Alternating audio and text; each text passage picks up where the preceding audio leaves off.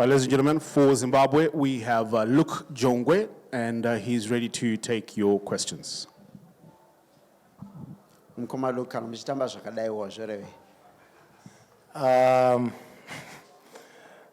Ndingatore zvakawanda. I think tikutamba mushe sechikwata nge zvinodadisa, and I hope toramba tichitamba takadaro. And the fact that you were able to come in, many people thought, why is Luke Jongwe in the squad? But you hit that 43 of 28 balls. What does that do for your confidence? Because a lot of people had sort of said, Luke Jongwe not in the squad anymore. Oh, I actually didn't know it was 43 of 23 balls. I think when we train as if we're gonna play. So I wasn't really bothered that I wasn't playing, and I got picked today as a batsman who's gonna bowl at some stage. But then I knew that I've been preparing enough, and I knew I've been preparing well, and just to have the backing of the coaches that today were a better shot, and having them to choose me as a batsman, I think it came as no surprise, because I think anyone in our team at the moment just keeps on delivering whoever's going to be picked for that day. I know what it feels like, someone in the media center watching, Sean Williams making those runs. What does it feel like for players watching him hitting so cleanly, especially at his own home ground, which is also, when you were at Tuskers, your home ground? I wish I had words to describe how those guys have been playing at the moment. I think what I can just say is that they are leaders in the change room at the moment, and it makes the job so easy having them to lead from the front and having us follow as well. So I hope that continues as we keep going. My final question is to say, there is a crowd here that came in. Harare looked amazing, but Bulawayo is also coming out. How does that inspire you guys as a team? I think, I don't know, we said in the media, I think the crowd is like our 12th man, and every time things looks like it's not going our way, we always look at them, cheering us from morning up to the end of the day, and it keeps us going. And even if you want to give up, you always look at them, and then you always want to play for them as well. Okay, so you've been part of a squad that has been winning since the first match of the warm-up all the way to group stages, now to the Super 6. But however, you face a bigger challenge on Sunday. You have Sri Lanka. So what are some of the plans, personal plans, that you have towards Sri Lanka? I think I can't really say I have personal plans. I think we're just playing simple cricket. We're just saying to ourselves, if you're a batsman and if it's your day, you have to take the team home. And if you're a bowler and it's your day, you have to make sure you take the team home.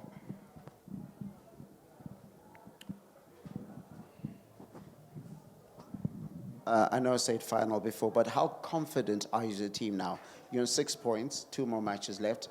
How confident is your team in the fact, the dressing room, that you can make it now to India? I think we're not really looking far ahead of ourselves. I think we're just taking it game by game.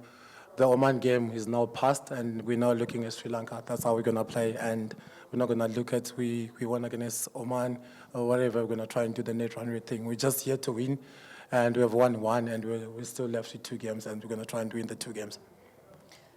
Playing Oman today, and Oman being in the bottom of the points table in the Super 6, was it an obvious that Zimbabwe was going to win before today's game?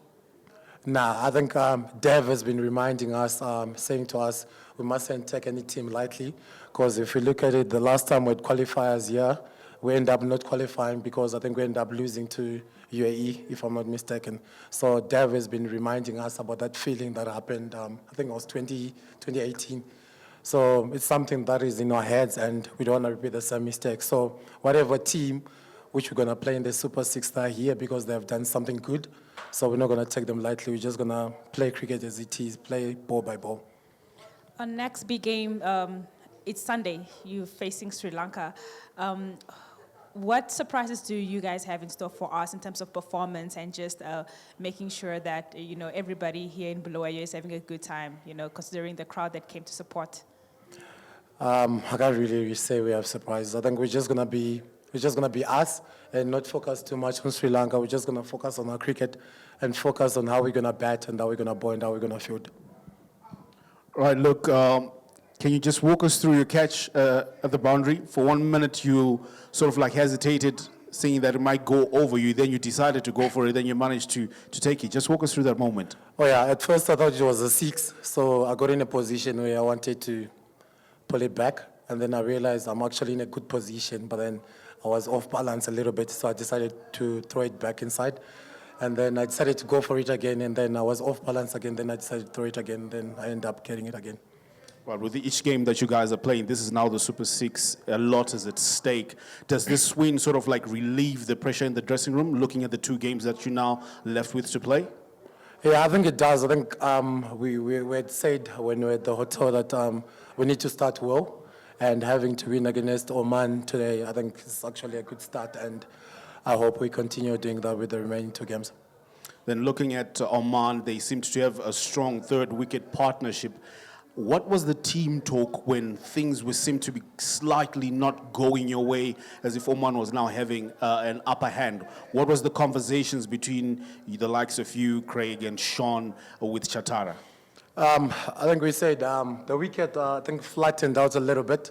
We thought it was going to spin, but then I think it flattened out a little bit. And then I think we just kept on saying we need to get it to, after, I think with 20 overs to go, then we're supposed to be needing 9s. So that's like 1/8 of 120.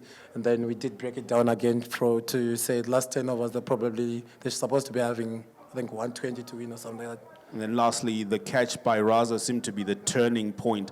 How much of an influence does he have with the passion that he has for the team and the game? I think everywhere you go in Zimbabwe at the moment, if you talk about cricket, I think it's all about Raza. So I think for me to actually answer the question, I don't know. I don't think I'm going to have answers for that. I think the whole nation at the moment just sings Raza, so I think it should say a lot. All right, Luke, congratulations, obviously, for the win and going top in the group. My question to you is, you have played most of your ODI matches in Harare, and this was your first ODI in Bulawayo since 2018. The conditions in Harare and the conditions in Bulawayo, do you think it's favorable for you to move to Bulawayo, or it advantages the teams that have already been based in here, that being Sri Lanka, Scotland, and Oman? To be honest, I think we're professionals, and I think we do get paid to play cricket. So wherever, even if we move to Chivu and whatever, I think we're just supposed to get the job done. And finally, what's your personal, for yourself? A lot of people, I mean, there was discussion, you might not even make the team, but personally being involved in this pivotal moment of this tournament, what does it feel like specifically for you? To be honest, I'm happy to be back, and to be part of such an amazing squad. I think I can't really put words to it. I'm just happy to be part of it and to be contributing to the team. That's all. Thank you, Luke. Cheers.